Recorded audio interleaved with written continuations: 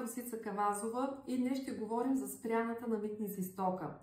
Все повече хора пазаруват онлайн в чужбина, а заедно с това удобство идват и въпросите защо пратката ни е спряна на митница и какво следва от тук насетне.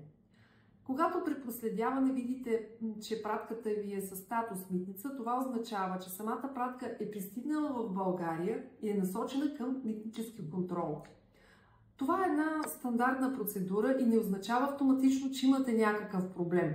Митниците имат право да проверяват всички пратки, независимо от тяхната стойност. Контролът има за цел да установи реалната стойност на стоката, да провери дали ще се дължат мита или данъци и съответно предотвратяване на забранени и ограничени стоки.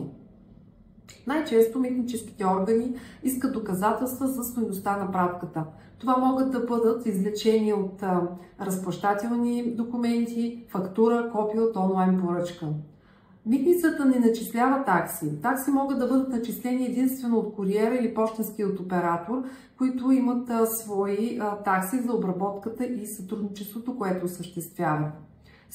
Спряната на митница стока не е повод за тревоги. Това, което следва да направите, е да се подготвите с необходимите документи, в случай, че митническите органи изискат да представите такива.